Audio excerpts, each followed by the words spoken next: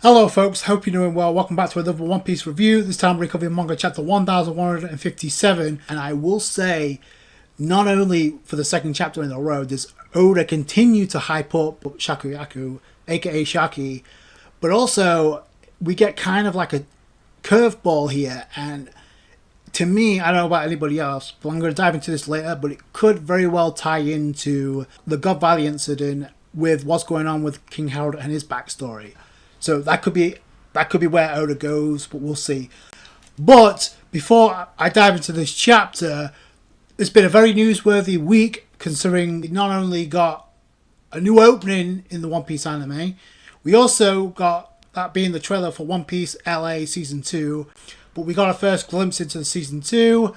That was one of the biggest takeaways of the week. So if you haven't watched the trailer, I highly recommend it. Obviously, a minute plus of what I thought was a great trailer, but for what we saw, it looked very presentable, very, very good. The action shots, I will say this, when it comes to like the new characters that we get, looks like Lyra above her in that outfit, looks like she was born to be Robin in the live action. If ever there was a character that was born to be Nico Robin in the live action, Lyra above her fits that role perfectly. They made an awesome decision. Now, granted, it's a trailer, but for the few seconds that I saw, it looked like she owned that scene. So I can't wait to see what she does with the full Season 2 and the scene she's in following Season 2. Honestly, I think Lyra above is going to kill it as Robin. I can't wait to see it. Now, we also got Callum Kerr as Smoker, which he also looked pretty good. We also got Chandra. If I'm butchering that name, I apologize, but she's going to be playing Vivi in the live action. Also good because we get to see her in that action scene. Also, speaking of which, if you actually pay very close attention, there's a scene involving Nami and Alvida, which looks like they're about to get into it in the live action, which honestly, if you're looking back at it, kind of seems like a missed opportunity on Oda's behalf. So if that's the case, good. I can't wait to see it. And I can actually see that taking place down the line in the future, considering we know Cross Guild will cross paths with the Straw Hats at some point. But yeah, that was cool. Everything you would expect. The biggest takeaway for me, though, we see Brogy in the trailer, which confirming what we should have already put together. If you can put two and two together, we know it's going to end with Drum Island because we know Chopper's involved in this season. So obviously, by default, you and their little guy will be involved. So I was curious about that. They did reveal the Giants will be a part of this. Apparently, Brendan Sean Murray is going to be playing the role of Brogy, which is cool. From what I've seen, it's not too offensive. It looks pretty good. So we'll have to wait and see. Like, again, this is a trailer, so we're going to get the full version next year. Now, they don't really specify a date in 2026, so it could be any time. It could be a year from now. It could be early 2026. And considering we got the news, and this is the other takeaway I got, which I expected we would get this reveal. I didn't expect it to be at this point in time or this soon. But they have confirmed, and the Season 3 has been greenlit. So no matter what, we're getting a Season 3. I expected this reveal. I expected them to wait until after Season 2 dropped. This may explain why they waited to give us the reveal. Or maybe they're just going off the hype of dropping the trailer. Saying, you know what? We're going to plant this in the back of your minds too. Season 3 has already been greenlit. So enjoy. Kind of put two and two together and figure out who is a part of Season 3 and what's going to be a part of Season 3. Speaking of which, I did find it noticed there were some notable characters missing, but I think that has something to do with Oda, and I said this before, there's certain characters I think Oda is conveniently keeping hidden, even though, as far as hardcore fans, he's not going to be able to keep that away from us. We know he's appearing in the initial episode, by default, but he's keeping that hidden, close to the vest, because we know how important that is. But the thing is, that reveal doesn't get dropped until later down the road. These other characters that we didn't get to see in this trailer, we may get to see later down the road. I expect another trailer before the live action Season 2 drops. Speaking of Elbaf and the Giants, that brings me to the new opening and new ending that we got in the One Piece anime. Now, the new opening, I have to say, is an absolute banger. So the new opening is titled Carmine and it's performed by Ella Garden. The ending song too, which is Punks by Chameleon, Lime, Whoopie Whoopie. I've added both to my Spotify playlist. Great songs. The visuals, obviously, you know what's up. True to form, there are a lot of spoilers in this opening. Surprise, surprise. Now, what I will say though, one of the most effective shots of the entire opening for me was the scene with Emu's eye, and all of a sudden you see Luffy tear right through that in Gear 5th. I thought that was really cool. And there's a lot of scenes you can kind of say that maybe like is beyond spoilerish as far as like beyond Egghead Island. They spared no expenses. Now there's a lot of things they held back on as far as spoilers, especially when it comes to Barney. Like, so I'm glad they didn't reveal that. That's going to be a big moment in itself. So when it comes to the ending, obviously featuring the 6 satellites. Now, I don't know if it was just me, but I couldn't help but notice that maybe the vibe I'm getting came off as the same color spread that we got via the Straw Hats when Oda made the color spread, and he designed the Straw Hats in a very anime-like artistic style, because obviously he was like celebrating the return of the Egghead anime part 2. So that was the color spread he chose, and it was the Straw Hats. Surprise, surprise, watching a television with Luffy on there, and surprise, surprise, who's on the television in this ending but Luffy in Gear 5th. And by the way, Luffy Gear 5th was in that on the television as Luffy was watching himself with the rest of the Straw Hats. Just a coincidence? I wonder. Outside of that, a very simplistic, very straightforward ending. Much like the previous ending before that, when we have Barney on the Sunny, where you can consider that somewhat of a spoiler. We see Lilith at the end of this ending by herself. Spoiler, you can consider Lilith sitting by herself a spoiler, but I will say that's debatable. York. Even though the episode itself was very good, they built the tension, they play with your expectations. In this episode, it was obviously the Buster Claw, but they play with the expectations because the initial scene underwater is from the attack on the marine ship that was trying to target the vessel with residents from Egghead Island. But we know he's coming into town. They're not wasting any time. If you watch the opening, they're not hiding that fact at all. So like I said, I thought it was a very good episode to kick off with the new opening, new ending. But I will say episode 1140 is the episode that's really going to kick things into high gear, especially with the return of Gear 5th Luffy. So that's going to be hype. I can't wait to see what goes down from here. So with that in mind, let's get into this chapter off with the cover page. And I guess Oda, after giving us 2 straight colour spreads with the Straw Hats, it says, you know what, I've given you enough Straw Hat content. Here you go, we're back at it with the Yamato cover story. Nothing wrong with that. I feel like this is kind of simplistic, but it's kind of like another cover page of Yamato. You need to read between the lines here, and more or less it's about what's going on in the background than it is Yamato. Because you see Yamato, Ocho, and Akiku paying respects to a grave. Now, I can only assume those graves belong to the 3 samurai, one including Ushimaru Shimatsuki, who was critical in helping freeing Yamato as a child. Now, I would say Yasui, but I don't know what sense that would make, considering wouldn't Toko be there as well to pay homage to her dad? So, no, I don't think that's the case. That would make more sense, though. If Yamato is saying goodbye, that would make the most sense. Now, like I said, what's going on in the background is what caught my attention. Because immediately, obviously it's snowing, but if you look carefully, there's logs in the background covered with snow. But if you look at the way they're positioned, it kind of looks, to me anyway, it kind of looks like creatures. I don't know if about anybody else, but the way the snow is falling, if you look very closely, you can kind of see them being kind of monsters symbolizing, I don't know, the beast pirates, especially with swords sticking in the logs. I wouldn't be thinking that way, or maybe I'm thinking too much into this, but look at the snowman that Ulti and Page 1 made. Clearly a reference to Kaido. You see the horns and you see the mustache clearly, but it could be like a symbolic of like Ulti and Page 1 leaving the days of the Beast Pirates behind them to follow Yamato on Yamato's journey. So speaking of interesting, we start off the chapter with the Rocks Pirates, and immediately they're Rams raiding and in a temple of an international philanthropy federation, which has got tons of loot, tons of treasure. They don't care. They're here for the treasure for themselves. Now, there's kind of contradiction with the guards here because they say, oh, give that back. We need to donate that to poor children. And then Lin Lin kind of calls them out and says, oh, is that right? So why hasn't this been turned over yet? Oh, you were about to keep this treasure for yourselves. So immediately they got exposed.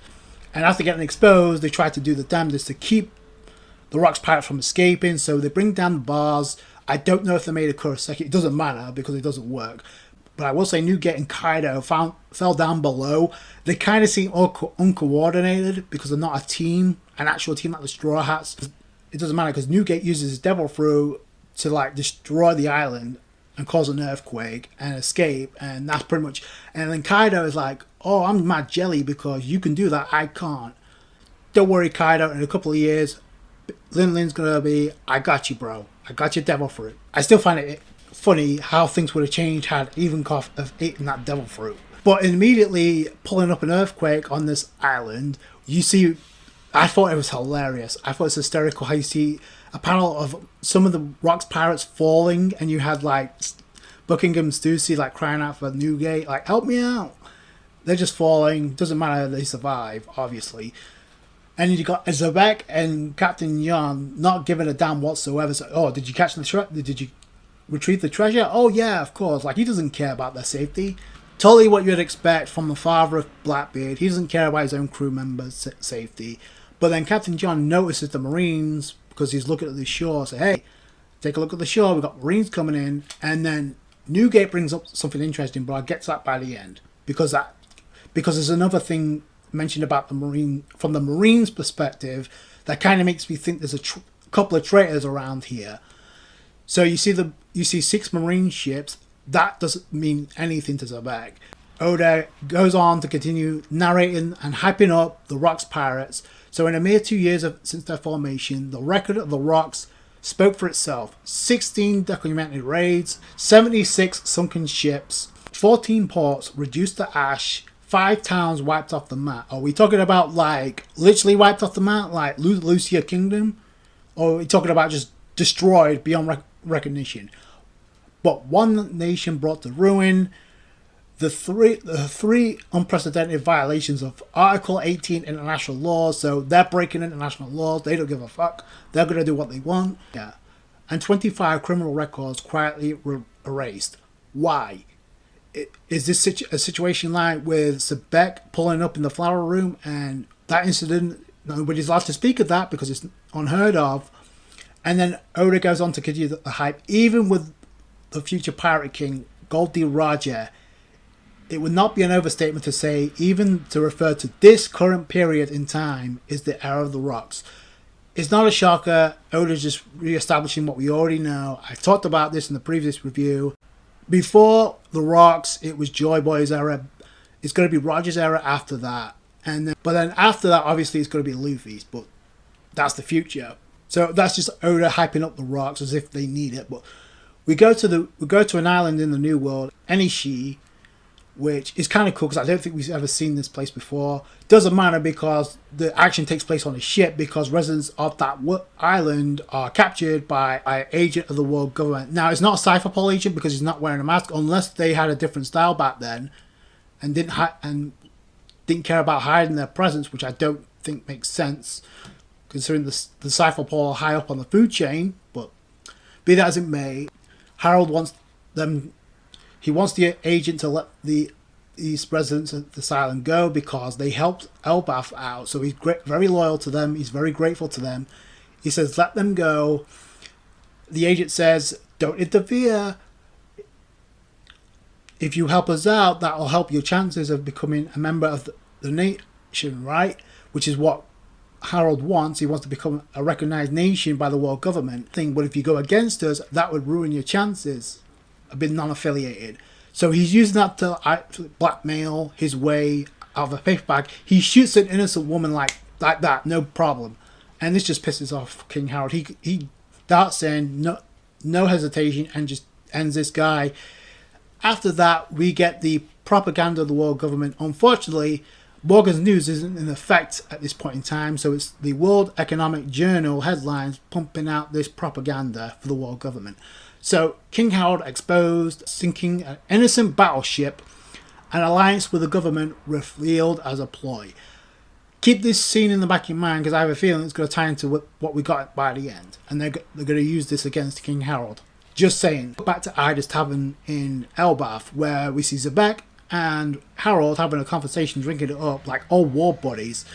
Now here we see two things. One, Harald has actually shaved his head at this point, so he's actually symbolic of the way of changing this. It's a sign of good faith with the change of the culture. That's not going to do anything.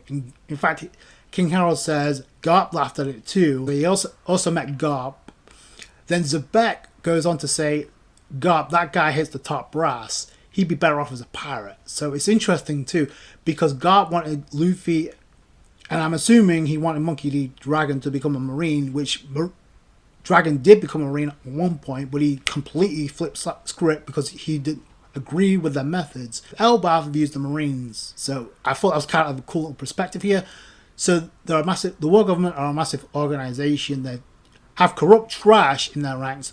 The average marines help save people on a day-to-day basis. Well, unfortunately, it doesn't speak for all average marines, because we've seen corrupt marines act out on their own and do some very shady stuff. Remember the marine back in Sphinx Island, Whitebeard's old country, was willing to kill an old woman just to get the inheritance.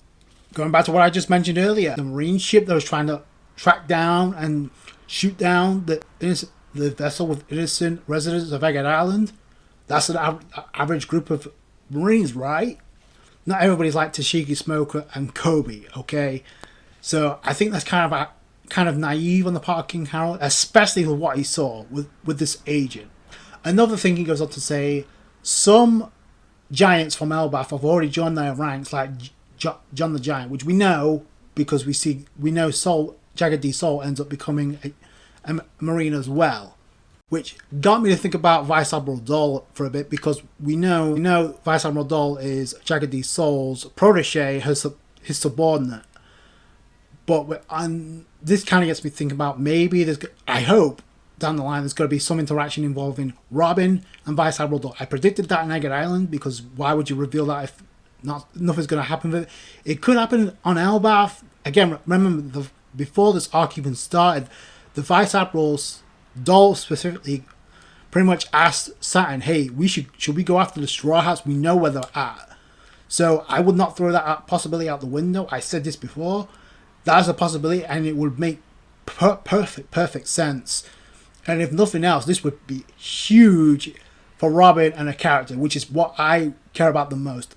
Robin getting in the fight, that'd be cool to like scale Robin against the Vice Admiral. But me personally, I think that would add more to Robin's character, to have a character that's already interacted with Dole on an emotional level and have that type of interaction with Robin. I think that'd be tremendous. I said this before, I said this multiple times, but that could be the direction we go. If it doesn't happen at Elbaf, it's going to happen sooner rather than later. But Zebek is continuing to try and convince Harald to like join the Rocks Pirates. Come on, give it up. This is foolish. Now he's like, Ida, talk some sense into him. Now is he talking about Loki? Because we see him and Haradine with a girl trying to be nice to Loki in one panel, but in the other is Harald telling Ida, hey, tell Zebek. But then Ida just pretty much roasts Harold like once again. So if I wish I could, if Harald was my son, I'd tell him, wow, you should choose your friends wisely, which I feel like is kind of like a slap in the face, because is she talking about Zebek or is she talking about with Loki? Because we know Ida tried to extend some kindness to Loki. We see this little girl who was made to cry because of the way that Loki was acting to Ida in the previous chapter, right? And remember, Loki completely rejected Elbaf. He says, I'm done with this, but he's putting, obviously it's a facade, because we know he gets emotional.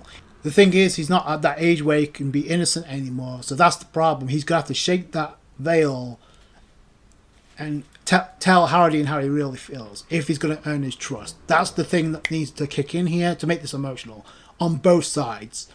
But we also get to see how the other side of the world, on the outside of Elbaf, views Elbaf, or more specifically King Harald, because we go to Old Navy HQ where the OG vice admirals in their youth are like talking about Elbaf in one form or fashion, and they're talking with Kong, who's the admiral at this point. Now, it doesn't surprise me about this hierarchy, because you can kind of put two and two together. It's cool with kind of getting this added in. So Garp comes in immediately, of course he does. So he goes on to say they're finally letting the Giants join the Navy, but that's all. Obviously, the world government doesn't trust Elbaf, but we know this because obviously, like I mentioned, we know that Giants end up becoming Marines. Like I mentioned, Jagger Sol is one of them. Then Sengoku honestly comes up probably with the best take out of the three. They all have pretty good takes, but I think Sengoku's is the most wisest, because he goes on to say Harald is an honest man who's trying to learn from history and change Elbaf. Suru also wants to give him the benefit of the doubt, but what she goes on to say here, and this also echoes what I'm about to say by the end as well, because she goes on to say there's also rumors he's being scouted by rocks. If that's true, the Navy's not going to be able to stand a chance against her, which, no shit, because we know through the present, whoever side the Giants choose to help is going to dictate the course of the war. This doesn't seem to be a problem for Garp, because he says if it were up to him, he's looking for power like that, I would just hurry and make Elbaf a member nation already. So Garp wouldn't hesitate for a second. What Suru says here, I'll go back to, because it also ties into what Newgate said, but I'll save that for the end as well. We jump 42 years ago to Hachinosu, and this to me, once again, dominated by the Kuja Pirates, was the best part of the entire chapter, because we find out 42 years ago, Shakuyaku has quit her position as captain of the Kuja Pirates and has left Amazon Lily. I kind of predicted that Gloriosoa would be the one to like drop out to join the Rocks. Shakuyaku quitting as captain of the Kuja Pirates is headline news, especially with the pirates on Hachinosu. They're broken hearted because their dreams have been crushed, because they wanted to see her, even if it's across the seas, against her. But Shaki is like, I got you covered, because your dreams about to come true in mere moments. We cut to a conversation, and again, you really have to read between the lines here. She's talking to Charlotte Linlin about, oh, what are you up to, Shaki? And then Linlin kind of questions, hey, do you reckon she quit so she could chase after a guy, after a man, like you did, Gloriosoa? So that right there confirms what I suspected. Gloriosoa became a member of the Rocks Pirates because she was simping very hard for Roger. But then Gloriosoa kind of throws it back in Linlin's face, because like you know anything about love, you crank out kids like popcorn. And I'm like, wow. But then this is where the jealousy kicks in, because she goes on to say, honestly, I can't imagine her getting lovesick. I'll never forgive her if she went after Roger. Bro, read between the lines. Like, Roger went after her.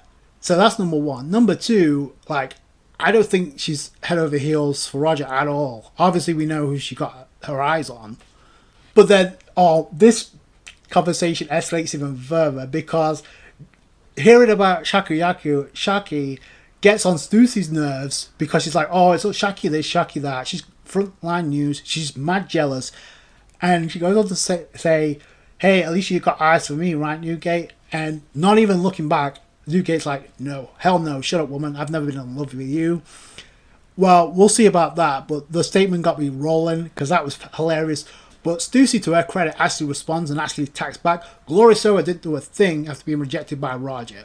But it also plays into her introduction, where she says, I guess you can call me Whitebeard's lover, even though obviously now things may change, we don't know.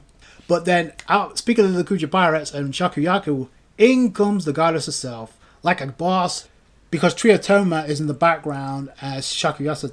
That'll do, I'll see you later.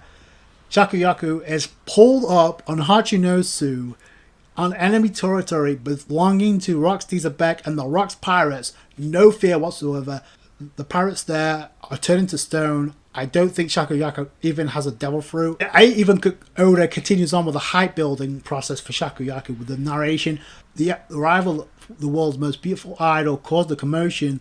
This hive of murderous fiends. One of the pirates asks her, hey, crew, are you joining the Rocks Pirates just like Gloriosoa? Yeah, and Shaki's like, no, I just want to live here for a while. But she goes after that. She goes on to say, "Quitting won't matter to the Marines. They'll always be after me since I was a pirate. So I'm gonna hide out here for a while with all of you." This scene in this chapter got me to think about Boa Hancock again. Remind me of the situation that Boa Hancock is in. But I'm going to save that for the end because I have my own perspective to add to what I'm thinking right now. But I save that for the end. But obviously, Shakuyaku like a boss, and this obviously this ties into the title of the chapter because the legendary bar. You would think that has something to do with Ida, but considering who was hyped up in the previous chapter, no, it makes perfect sense. But it's the location I didn't expect. But of course, the pirates of course will help you clean this place up. Other goddesses like Nico Robin, Boa Hancock, Nami, Vivi, and obviously Reiju, and others would. This goddess like Haki would be passed down through the ages. But Shakuyaku, aka Shaki, was the first of her kind to inherit this ability, and obviously deserves her flowers. Much like the simps from Hachinosu wanted to provide to Shakyaku in this chapter. I'm telling you, I think this ability went all over our heads. It should be a shark, but so she possessed the undeniable sex appeal conquerors Haki. There you go. It's confirmed. It's the sex appeal conquerors Haki is real. Like, what would you like me to say here? Like, she turns the residents of Hachinosu into simps. She already turned the Roger pirates into simps. She handed Roger an L, and also turned Zebek and Newgate into simps. Bro, look at that face. And this is Newgate moments before saying, "I don't love you, Stussy." Boy, did that change. Look at that face, man. Look at that face. So even Newgate, the hard ass he is, could not escape the sex appeal conquerors Haki that Shakuyaku had back in the day. Honestly, looking at it now, I don't think it's that much of a gag. And to speculate, maybe Shakuyaku did have conquerors Haki. And I mentioned this, and I probably should have mentioned this in my last review because I talked about it anyway, but I'm going to mention it here. When Roger and Garb had their conquerors Haki clash, Gloriosa got knocked out. And we saw Shakuyaku was completely fine, unaffected, not knocked out, and she was, at that point in time, she was the first mate, not even the captain of the Kuja Pirates. And she was the one trying to wake up Gloriosa. What does that tell you? Now, I said back then, Gloriosa had to have some skill as well, and some credibility, but all the attention went to Shakuyaku. But I would not be shocked if not only she had a strong will, but if she somehow had some type of Haki. I'm like, you can joke about it all you want, but I'm not too sure it's so much of a joke here. Especially, she handed Roger an L, no matter how you think. So there had to be something for it. Bro, she pulled up on Hachinosu, no fear whatsoever, and made it her own territory without becoming a member of the Rocks Pirates by her sex appeal conquerors Haki alone. And obviously she knew if people would try to come take her away, like Roger tried to do, that would not end well for them because that would going up against the Rocks Pirates, who clearly has Zebek's heart, and that turns into a death sentence for whoever tries to try and take Shakuyaku away. So that was very smart on her behalf and very gutsy, an absolute Chad to make your first rip-off bar in Hachinosu. Like I said, the stuff with the Kuja Pirates was the best part of the chapter, but it wasn't the end of this chapter because we go from that incredible scene to the Room of Authority in Marajoa. 22 because Zebek and company are the first customers in Shaki's new rip-off bar. 22 because Zebek and company are the first customers in Shaki's new rip-off bar. Like I said, the stuff with the Kuja Pirates was the best part of the chapter, but it wasn't the end of this chapter because we go from that incredible scene to the Room of Authority in Marajoa. So where we see the Gurusei talking about King Harald and Elbaf. And we see St. Mars tell, hey, relay this to King Harald. We'll accept the admission of Elbaf into the world government, but under one stipulation, one condition. The warriors of Elbaf must kill Rocks. So there's the cliffhanger. Oda's leaving us on. It's like King Harold's decision. What are you going to do now? That's how Oda decides to end the chapter. So let's start off with this because obviously that may be the thing that people are focusing on the most. Not me, but I will bring this up now just to get it out of the way. So, the most obvious question, probably the most obvious answer. Who is St. Mars talking to? To me, it could only be the higher ups at Elbaf that we saw silhouetted that were kind of like responsible and causing the arranged marriage with Estrid and King Harald and that shit show, what it turned out to be for Loki. So I said it back then, who are these people? Why are they silhouetted? Why are they making this decision? Why they go above the King of Elbaf? Do they have some higher authority? And the first thing that got in my mind is, where are these people now? And are they the responsible for leaving them the entrance for the Holy Knights to infiltrate Horus Castle, which we know they did? And I could question that, because maybe King Harald, how would they get inside if nobody else is allowed in? Another thing too is, now he says like tell King Harald this, but he also, so St. Mars also goes on to say the warriors of Elbaf must kill rocks, not just Harald, but the rocks. Two things immediately coming to mind when I see this. One is, this goes back to what I said about what Newgate was talking about and what Suru was talking about in this chapter. In the start of the chapter, when the rocks break out of being trapped in, Newgate said we see the Marines pull up immediately, and Newgate calls this out. Whitebeard calls this out. He says, they're all here awfully quick. How did they get here so quick? Did somebody leak our plans? So the implication you're getting is they're a traitor infiltrating, leaking information about the rocks to the world government or the Marines. That's number one. That's the first aspect that comes to mind. The second is what Suru mentions about talking about rumors about rocks and King Harald having an association. Even if it's rumors, how they find out about this in the first place. It's not like Rox and Zebek talked about this openly, unless she's talking about something that happened on Merijo when they first met, when they first clashed. That's the only thing that comes to mind. But outside of that, how would she know? Rumors or not. So there's the implication of there being a traitor here. So I don't know. Just make that what you will. I thought that was very interesting. But maybe there's something shady going on here, because it definitely looks like that, especially with Loki being framed for the murder of his father, which we should all know by now he had nothing to do with. He's going to get framed for it, and Jaro knows the truth, and he won't say anything. Or he's been told not to. So the final thing about this situation that got me to think is, here, obviously, when Shakuyaku quits a position as captain of the Kuja Pirates, it's 42 years ago. This is what I talked about at the beginning when I said, Oda could very well easily tie this incident in to the God Valley incident, because that takes place 38 years ago. So 4 years will go by. Oda could easily make that time jump, and we could get the God Valley incident interact. And I think Oda did this deliberately, because I think that's where Oda's going with this.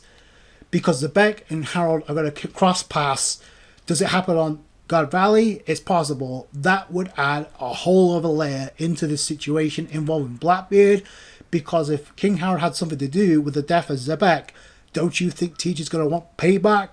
So that adds a whole other layer. Now, initially, King Harald may end up rejecting, but like I said earlier, but remember the fake news article from the World Economic Journal back then, kind of highlighting King Harald as a maniac who destroyed an innocent battleship. They're trying to make him out. They're going to use that against him to say, okay, you can reject us, but that's not going to go well for the warriors of Elbaf. And the thing is, not everybody on Elbaf can fight back. Ida's not from Elbaf, so this is not going to go well for King Harald, but this is going to test King Harald's mettle as far as his character and how he ends up and how he's determined by his end. And because we know he's going to rip his horns off his head, even though he doesn't want to interact with Zebek, I think that he considers him a friend, so it's going to be depending on Zebek. Zebek is going to have a problem with this. King Harald is going to become a puppet, but King Harald's got to make a decision before then. And there was an article about how Oda and the staff, the editors, are pleased with how the fans are receiving this King Harald backstory. No shit, because there's a lot of lore being dropped here that we expected. So We knew this was coming. We just didn't know in what context. So the fact that we're getting a God Valley incident tie-in that could possibly show us what went down is exciting. I will say that. But like I said, the content involving the Kuja pirates, it turned out to be the best part of the chapter for me for the second chapter in a row.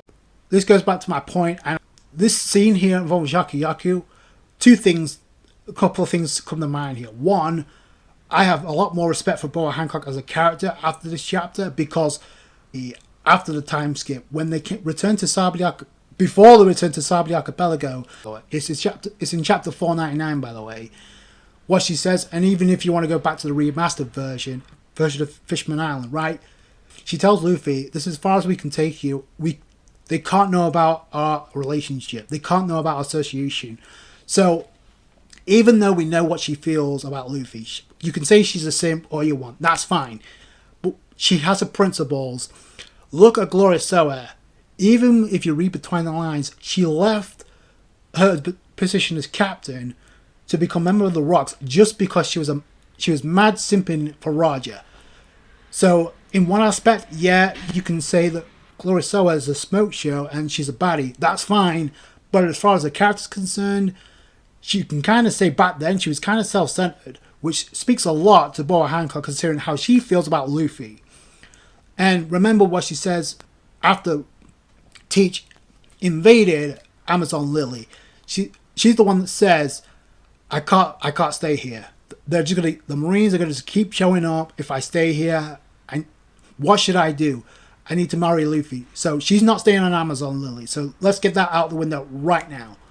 It's the same dialogue that Shakyaku echoes in this chapter, only Shakyaku is more of a boss here because she pitches 10 on Hachinosu of all places. Now, like I said, I don't expect Boa Hancock to do anything foolish like pitch 10 on Hachinosu, but I do suspect she will seek out help. I don't want to sound like a broken record, but it's a breath of fresh air because the Kuja pirates are being included. But Oda could have very easily had Glorious Soa not become a member of the Rocks Pirates, or Shakyaku, but he did it anyway. Shaki pulls up on Hachinosu, the home turf of the Rocks Pirates. She turns Zebek into a simp. That was completely out of left field. Not only that, but she's able to earn the protection of the Rocks Pirates. The only one missing from that lineup is Kaido, and I wouldn't be surprised if he turns into a simp as well. Because look at Newgate. Rayleigh that came to Amazon Lily after Blackbeard invaded Boa Hancock's territory to save the day. So, I mean, you can kind of say that's full circle. I don't think that's the full reason why Oda did this, and Oda could have easily had that not happen, or he could have very easily had Boa Hancock be killed. He didn't. So obviously he has plans for Boa Hancock. She's not going to stay on Amazon Lily. I've talked about this over and over, but I feel like I'm going to add some context here just to give you why I think this makes perfect sense and why, narratively speaking, it would work. First off, she could interact with Trafalgar Law, who right now does not have a submarine ship, but Boa Hancock, you might think, does. I don't think she would have a problem helping out Law, just for the simple fact Law was responsible for saving Luffy's life. I think Boa Hancock would return a favor to Law, at the very least. Both Shishibukai, I also talked about this during the chapters when we got the world building chapters after Wano Act 1 and after Wano Act 2, when it was very clear that the Shishibukai system was no more. It was abolished. We saw Marines to target Shishibukai, and I said this move is going to backfire and bite them in the ass, because this is going to force an alliance of the former Shishibukai to band together to fight a common enemy. I said that then, and wouldn't you know, here we are, fast forward here, we have a cross guild composing of 3 former Shishibukai. That's not a coincidence. You also have 5 technically, I'll get to the 5th, but 4 Shishibukai who's been in some way, shape or form kind of affected by Blackbeard. Obviously Boa Hancock won because obviously the invasion of Amazon Lily, Law being the biggest because Law took an L to Blackbeard. He was targeted. Law was minding his own business. Teach showed up targeting either Law, Luffy or Kid to get the copy of the Royal Poneglyph. But Law's crew, he was he said, Beppo, go back for them. And Beppo says, have trust, have faith in them, they'll survive. You to keep on living. So we know Law's mindset. He's going to get revenge for what they did. We don't know what's going on with the rest of the Heart Pirates. They could be captured. So Law will have the biggest axe to grind with Teach. Two of the warlords that a lot of people seem to overlook, and one of them got name dropped by Teach himself for escaping thanks to Perona saving Kobe's ass. So Kobe had to return a favor and kiss Perona's ass to free Gecko Moria. Moria has an axe to grind with Marshall D. Teach because of what happened to Absalom, and the fact that Gecko Moria actually pulled up and called out Teach shows he's got balls too. So I wouldn't throw that out the window for Gecko Moria to like have some sort of affiliation with the Cross Guild just to get even with Teach. You can kill two birds with one stone because you have Perona in the mix, and you could have that reunion as well. The other warlord that's involved indirectly from Blackbeard, and this goes back to his actual first appearance. So it's in chapter 802 when Weevil Whitebeard Jr. gets introduced for the first time along with Buckingham Stussy. I talked about this earlier when Buckingham Stussy said, oh, I got with you being Whitebeard's child, that makes me Whitebeard's lover. We know how she feels. She was a simp for Newgate, just like Gloria Soul was a simp for Roger. But the point is that Weevil says when Buckingham Stussy is talking about, oh, Whitebeard's inheritance, you're entitled to it, it's got to be here. Claim it. Control. He has strength, but he doesn't know how to control it. So obviously, Buckingham Stussy is making him believe he's Whitebeard's kid. We don't really know the full context of this. It could be as simple as, was she simping for Newgate that hard? She found a way to inject some type of DNA. She ended up becoming a clone herself, and the clone ended up becoming a much better character than the original counterpart. I find it very ironic, though, that the clone of Stussy made Sanji a simp as well. But what Weevil says is to say, okay, that's great, but do I get to kill that Blackbeard for killing Dada? Obviously, he's dumb as hell because he can't speak right, but wants to kill Teach for killing supposedly his father. So that was in his very first appearance. I don't know if Oda's going to follow through with that, but it's just something to think about. But the only thing right now, and the last we heard and saw, is Weevil Whitebeard Jr. was captured by Green Bull, and Buckingham Stussy, the real Buckingham Stussy, joined the Egg Island arc, pleaded with Marco to rescue Whitebeard Jr. I think he will, but Marco also has an axe to grind with Blackbeard too, and the fifth, and this could be a stretch in it, but you can't deny the possibility here. The fifth former Shichibukai, who probably has an axe to grind with Teach, and it's not necessarily him, but it's who his daughter is that has an axe to grind with Teach, and that's Kuma, but Barney, because we know Barney was attacked by the Blackbeard pirates. Pre-time skip, we haven't seen Barney's crew members, who we know was very close with Kuma. We know Lil pretty much said, I'm gonna find a way. There's a way to bring Kuma back to normal. She told Barney that.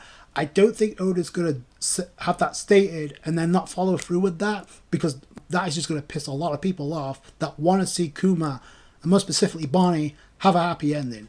So if you do that, that's going to piss a lot of people off because you're playing with people's emotions. And I think Oda's smart enough to realize he's not going to do that. So I trust Oda. He's going to follow through with that. I don't know when that's going to happen, but that's just a possibility. If Kuma gets restored, you throw him into the mix. Jinbei is a part of the Straw Hats. That speaks for itself. The only other Shichibukai that would be a question mark would be Doflamingo, who technically wouldn't have an axe to grind, but he does have history with a member of Blackbeard's crew, Jesus Burgess, who came to Dressrosa to steal the Marimaro no Mi. Remember that? So that's a stretch, but that's just something else to think about.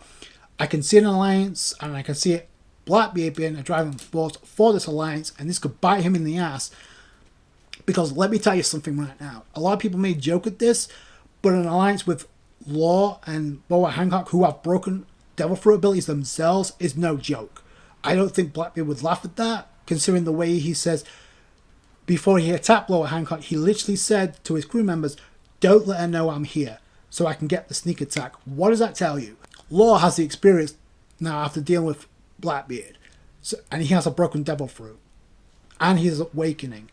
I think the reason, you can make the argument the reason why Teach wanted Boa Hancock's Devil Fruit, not only is it broken, but there's a possibility she could also have a Devil Fruit Awakening, which would be broken as hell as well.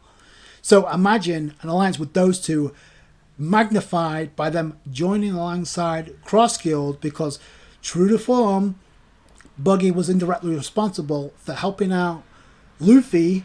So was Crocodile, and Mihawk technically respects Luffy and Zoro anyway. And Buggy said, we're going to seek out the One Piece. So Crocodile and Mihawk's response was, are you crazy? Because that means going up against not just the Straw Hats, not just Redhead's crew, not just Shanks' crew, but Teach's crew as well, Blackbeard. They're going to have a run-in because they're all gunning for the same thing. So that is just a question of when. I won't put it past Oda to have Cross Guild coming to Elbaf, but I'm telling you right now, I think something's in the works. Oda could very easily not have had Teach interact with any of these, specifically Boa Hancock. So this is all about the old gen being surpassed by the current generation. We know it's going to happen. It's a trope done to death in Shonen. I get it, but we know it's going to happen with Luffy surpassing Roger. You could make the argument that Shanks has already maybe equal or already surpassed his captain at this point in time. We don't really know because we haven't seen Shanks pushed yet. And I don't think Boa Hancock's excluded from that. If she hasn't surpassed the former empresses that came before, she's about to. So what a better way to do that than now? I'm just throwing it out there because it's definitely a possibility. I've thought about all these other players that may come into Elbaf. It's not going to end with the Holy Knights. Until I'm proven wrong, I'm sticking to it. Let me know what you guys think down below. I thought it was a great chapter. The sex appeal conquerors haki of Shakuyaku is real. I don't know what more you want me to tell you. Look at that outfit, my god. Now it makes perfect sense why Roger and Whitebeard clashed so many times in the past. They were fighting for the D to give to Shakyaku, but unfortunately, but really beat them both to it and got the D in Shakyaku herself. So there you go. That's going to do it for the guys. Thank you guys so much for watching. Like this review if you did. A thumbs up. I appreciate that. I appreciate you guys' support. Catch you guys on the next one.